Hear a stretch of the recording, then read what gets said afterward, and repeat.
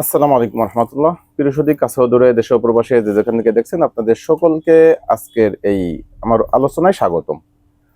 মূলত গত পরশুদিন জাতীয় মসজিদ বাইতুল মোকাররমের সম্মানিত খতিব জনাব মুফতি আব্দুল মালেক হাফিজাউল্লাহ তিনি একটি কথা বলেছেন। একটি প্রশ্নের উত্তর দিতে গিয়ে তিনি গণভোটের বিষয়ে কিছু অবজারভেশন দিয়েছেন, যেটা নিয়ে সুশীল সমাজ, অনলাইন এবং সমগ্র বাংলাদেশে আলোচনা সমালোচনা হচ্ছে।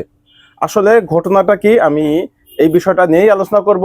প্রথমত তার বক্তব্যটি শোনাবো। এই বিষয়ে আরো 2 মাস আগে আমার স্পেসিফিক কি বক্তব্য ছিল সেটাও একটু তুলে ধরবো। তারপরে আমি সমাহারে বা ফলাফলে চলে আসবো ইনশাল্লাহ। আশা করি শেষ পর্যন্ত সাথেই থাকবেন এবং আপনাদের মূল্যবান মতামত অবশ্যই কমেন্টে জানাবেন। আমরা যদি একটু জনাব আব্দুল মালেক হাফিজাউল্লাহর একটি ওই বক্তব্যটা একটু শুনে আসি। একটা প্রশ্ন এসেছে, যাক অনেকদিন পর একটা প্রশ্ন আসলো। হ্যাঁ, হা ভোট দিবে না ভোট দিবে? আচ্ছা, সুবহানাল্লাহ। দেখেন, হা না দুটো অপশন আছে কি নেই? অপশন যখন দুটো আছে, তখন সবাই তো বলছে, সরকারও চাচ্ছে হাতে ভোট দেওয়া হোক। হাতে ভোট দিলে দেশের ফায়দা হবে, নাতে ভোট দিলে দেশের উন্নতি বাধাগ্রস্ত হবে। সরকারও বলছে হাতে দিলে উচিত দেওয়া উচিত, উৎসাহ দিচ্ছে। অনেক দলকে দিয়ে বলানো হচ্ছে বা অনেক দল নিজেরাও স্বতঃস্ফূর্ত বলছে হাতে ভোট দেওয়া হোক। কিন্তু অপশন যখন দুটা আছে, এর মানে নাতে ভোট দেওয়ার অধিকার আছে কি নেই? আছে। মানে তার দরকার নেই ভোটের। হ্যাঁ না দুটো যখন আমাকে দেখাচ্ছেন যে হাতে ভোট দাও বা নাতে ভোট দাও, এর মানে অধিকার দেওয়া আছে সরকারের পক্ষ থেকে। আপনি নাতেও দিতে পারেন, হাতেও দিতে পারেন। নাতে দিলে এটা অপরাধ হবে না, জন্ম নিয়ে অপরাধ হবে নাকি নাতে দিলে? তাহলে হ্যাঁ না দুটোর ভোট অপশন রাখলো কেন? আপনি বুঝতে হবে আপনি কি করবেন। বাধ্য হয়ে দিবেন না ভোট, নিজেকে বাধ্য মনে করবেন না যে আমাকে হাতেই দিতে হবে। বাধ্য করেনি কেউ আপনাকে, কিন্তু এক ধরনের যন্ত্রণায় ফেলেছে আমাদেরকে। নির্বাচন কমিশন হোক, সরকার হোক, বিদেশিরা হোক, আমাদেরকে এক ধরনের কিসের মধ্যে ফেলেছে? যন্ত্রণা, পরিশানিতে ফেলেছে। দেখেন, একটা প্রশ্ন, কথার কথা একটা বোঝার জন্য একটা প্রশ্ন আপনি বললেন, ঢাকা এটা কি বাংলাদেশের রাজধানী না ইন্ডিয়ার রাজধানী? টিক চিহ্ন দিবেন, আপনি হ্যাঁ বা না বলবেন। কি বলবেন? হ্যাঁ। ঠিক আছে, বাংলাদেশ বাংলাদেশ ইন্ডিয়ার রাজধানী।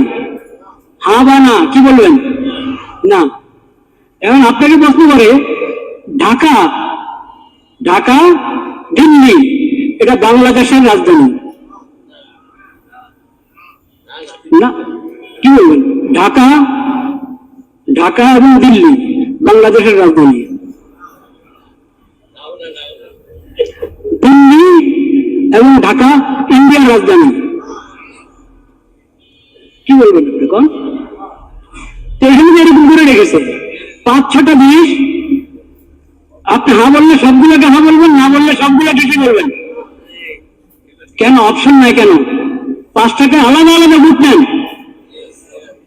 আপনাদের কি সিলের টান পড়ছে না কালি কাগজ কিসের টান পড়লো? 6টা জিনিসের উপর একসাথে বললে হ্যাঁ, আর না বললে 6টার উপরে কটা ভোট? কটা? 5টা? 8টা? আচ্ছা, যাই হোক, যে কটার উপরেই সবগুলোর উপর হ্যাঁ বললে সবগুলোর উপরে হ্যাঁ, না বললে সবগুলোর উপরে কি না? কেন আলাদা আলাদা করে বলেন না কেন? এখন তো মানুষকে মুসিবতে ফেললেন। এই হচ্ছে জনাব আব্দুল মালেক হাফিজাউল্লাহর বক্তব্য, যে মানুষকে মুসিবতের ভিতরে ফেলে দিয়েছে, যন্ত্রণার ভিতরে ফেলে দিয়েছে। এই দুটো শব্দ তিনি স্পেসিফিক ব্যবহার করেছেন এবং এর ব্যাখ্যাও তিনি দিয়েছেন যে একসাথে এতগুলো প্রশ্ন, মানুষ তো কোনো একটা অপছন্দ করতেই পারে। এখন বাধ্য হয়ে 3টা পছন্দ, একটা অপছন্দ, 4টাতেই তাকে হা দেয়া লাগতেছে, বা 3টা অপছন্দ, একটা তার পছন্দ, এখন 4টাতেই তার না দেওয়া লাগতেছে। এই যে একটা যন্ত্রণার ভিতরে মানুষকে ফেলে দিয়েছে, মানুষের স্বাধীনতায় হস্তক্ষেপ করেছে, এটা এক ধরনের পেরেশানি। এবং এই পেরেশানির ভোগ কিন্তু অলরেডি এই সরকার করতেছে। কেন? কারণ বিএনপিকে দূরে ঠেলে দিয়েছে এই গণভোটের বিপক্ষে অবস্থান নেওয়ার। কারণ এখানে কয়েকটা প্রশ্নের ভিতরে একটা প্রশ্ন ছিল উচ্চকক্ষ, এবং আরেকটা প্রশ্ন হচ্ছে যে 1 মেয়াদে 2 মেয়াদের বেশি প্রধানমন্ত্রী বা রাষ্ট্রপতি হতে পারবে না। এই দুটো বিষয় বিএনপির সবচেয়ে বড় ভেটু ছিল। এবং পুরা যে মিটিংগুলি হয়েছে, সর্বদলীয় মিটিং একসাথে, প্রত্যেকটা মিটিং এ বিএনপির এই বিষয়টা তাদের দ্বিমত ছিল এবং তারা প্রচন্ড ভাবে এটার বিরোধিতা করেছেন। সর্বশেষ অবধি এটাকে তারা ডিসেন্ট নোট হিসেবে দিয়েছেন যে এটা তারা একমত না। তারপরেও কেন তাদের উপরে এটা চাপিয়ে দেওয়া হলো? এবং এই দুটো পয়েন্টের কারণেই আজকে বিএনপি না ভোটের পক্ষে গিয়েছে, হা ভোটের বিপক্ষে অবস্থান করেছে। এই সেম বিষয় দেখেন, আমি যদি এক ব্যক্তি, আমি তাকে চিনি না, অনলাইনে একটা লেখা দিয়েছে, সেটা একটু পড়ি। আমার ভিডিওটি আগের 2 মাস আগে আমি কি মন্তব্য করেছিলাম, দেখেন আজকের সাথে সেই মন্তব্যগুলি কতটুকু মেলে। বাইতুল মুকাররমের খতিব আব্দুল মালেক সাহেব এমন একজন অপ্রত্যাশিত ব্যাপারে কালকে আলাপ করেছেন যেটা শুনতে চেয়েছিলাম এই দেশের ইন্টেলেকচুয়ালদের কাছ থেকে, কিন্তু আফসোস সেই রকম ইকো পাইনি। উনি গণভোটের ঢালাও হানা এর সমালোচনা করেছেন। ব্যক্তিগতভাবে আমি নিজেও এই জিনিসটা চেয়েছিলাম। একটা জিনিস দেখেন, এখানে 4টে আলাদা আলাদা প্রশ্ন, কিন্তু উত্তরের ঘর একটা, হা অথবা না, অথচ 4 প্রশ্নের মধ্যে সবগুলোর মধ্যে আমি একমত হব এমন কোনো গ্যারান্টি নেই। যেমন আমি সংস্কারমূলক 4টির মধ্যে 3টির সাথে একমত, এই 3টিতে আমার মতামত হা, কিন্তু উচ্চকক্ষে পিয়ার এই মুহূর্তে একমত না, অন্তত উচ্চকক্ষে 2 মেয়াদ পরে ইমপ্লিমেন্টেশনের পক্ষপাতী বহু লেখালেখি করেছি এটা নিয়ে। সুতরাং এই একটা প্রশ্ন আমার উত্তর না। কিন্তু সংখ্যাগরিষ্ঠ প্রশ্নে একমত হওয়ার জন্য এটাতেও আমি হা দিতে বাধ্য হচ্ছি, কারণ না ভোট দেওয়া সম্ভব না। এই জিনিসটা আব্দুল মালেক সাহেব অ্যাড্রেস করেছেন, যেটা অনেকেই করেননি। তাহলে 4টি প্রশ্ন দেওয়ার দরকার কি ছিল? প্রশ্ন একটাই দিত। আব্দুল মালেক সাহেবের মতন দুনিয়া বিরাগী মানুষের মাথাতেও এটা আসছে, সরকারের নীতি নির্ধারণের মাথা থেকে এটা আসছে না। এই ব্যক্তিটাকে আমি চিনি না, অনলাইনে তিনি লিখেছেন, লেখাটা আমার ভালো লেগেছে, এই জন্য আপনাদের সাথে শেয়ার করেছি। এবার এই একই বিষয়ের উপরে আমি 2 মাস আগে আমার একটি বক্তব্য দিয়েছিলাম, যেগুলি এখনো ইউটিউবে আছে। অর্থাৎ প্রধান উপদেষ্টা যেই দিন এই বর্ণনা করেছিলেন ভাষণের মাধ্যমে যে হানা ভোটের পদ্ধতি কি হবে, আমি ঠিক সেই দিনই আমার ভিডিও বানিয়েছিলাম, একটু আপনাদেরকে আমি শুনে আসতে যাচ্ছি।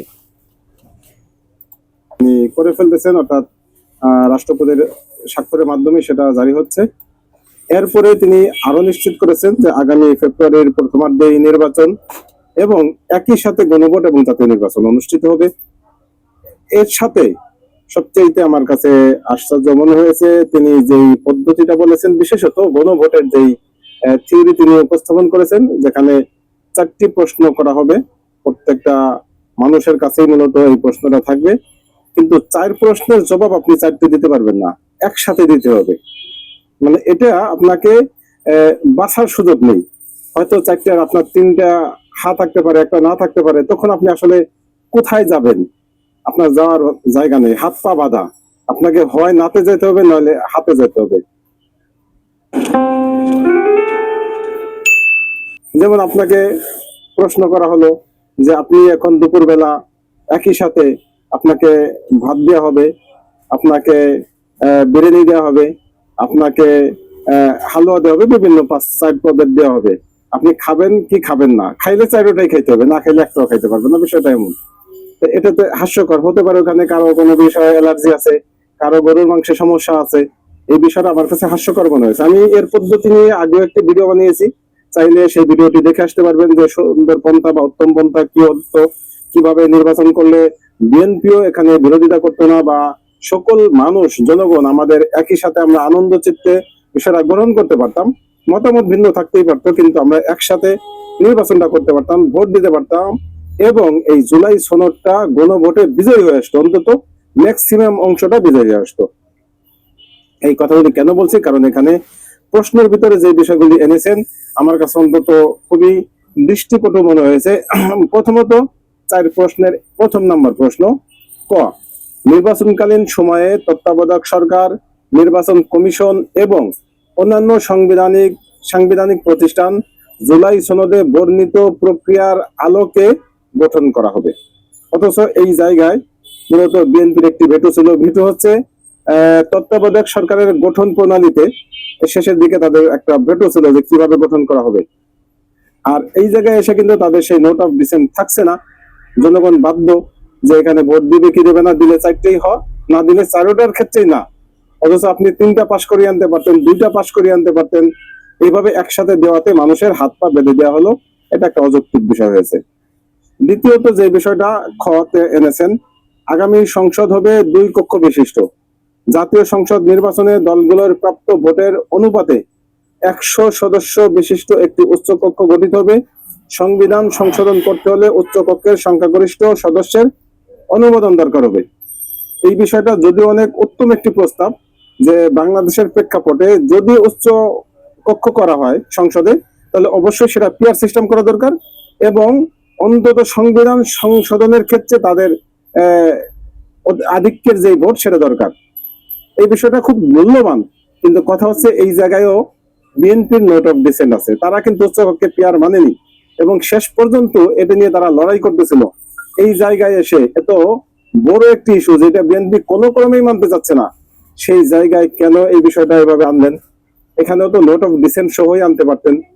এই দুটো বিষয়, মূলত প্রথম বিষয় এবং দ্বিতীয়, এই দুটো বিষয় নিয়েই আমার সংশয় সন্দেহ রয়েছে যে বিএনপি আদৌ এই গণভোটে হা দিবে কিনা। যদি ভিন্ন ভিন্ন প্রত্যেকটা 4টার ভিন্ন অপশন। বিষয়টা দেখেন, আমি কিন্তু সেই 2 মাস আগে, অর্থাৎ আপনার 2 মাসেরও বেশি, যখন হয়নি, তফসিল ঘোষণা হয়নি, শুধুমাত্র কেবল প্রধান উপদেষ্টা ভাষণের মাধ্যমে তিনি একটা করলেন যে এইভাবে পদ্ধতি হবে গণভোটের যে পদ্ধতিটা, এবং একই সাথে গণভোট এবং ভোট হবে, তখনও কিন্তু শিডিউল ঘোষণা হয়নি নির্বাচনের। ফেব্রুয়ারি প্রথমার্ধে হবে, এতটুকু পর্যন্ত ছিল।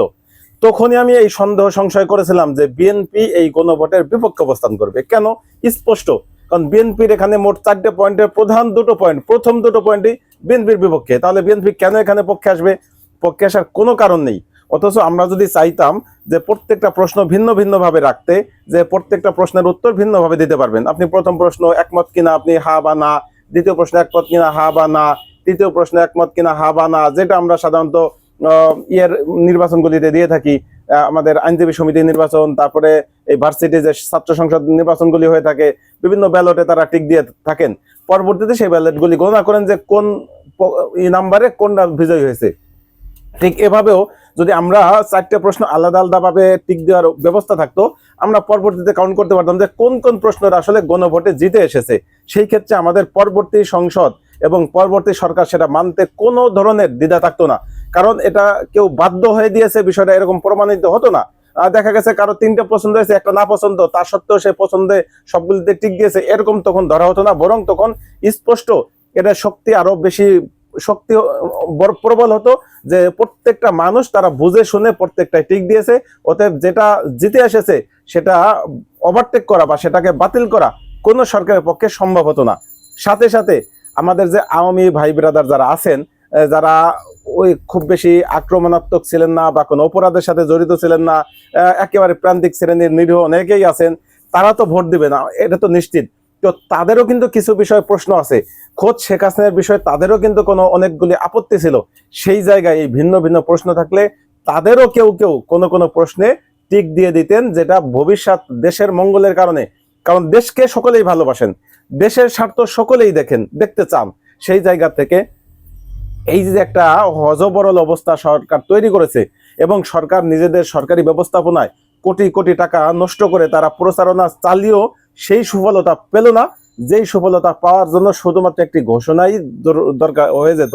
যে একটা মাত্র ঘোষণা যদি দিত যে প্রত্যেকটা অপশন আলাদা থাকবে, প্রত্যেকটার জন্য আলাদা ভোট দিতে পারবে, এই অপশন যদি দিত, তাহলে বিএনপি ওই 2টার জন্য না ক্যাম্পেইন করতো, বাকি 2টার জন্য কিন্তু হা ক্যাম্পেইন করতো। এবং বিএনপি তাদের নিজেদের প্রয়োজনেই এটা করতো, কারণ পরবর্তী সংসদে যেন তারা দেদারসে এই সংস্কারগুলি করতে পারেন, কারণ ওই পরবর্তী সংস্কারগুলি কিন্তু তাদের সংস্কার প্রস্তাবের সাথে মিলে যাচ্ছে। অতএব এই বিষয়গুলি অনেক সহজ হতো। আজকে যারাই বাইতুল মোকাররম মসজিদের খতিবের বিরোধিতা করতেছেন, তাদের মাথায় একটু বুদ্ধি হওয়া দরকার ছিল যে আসলে আমরা কেন বিরোধিতা করতেছি।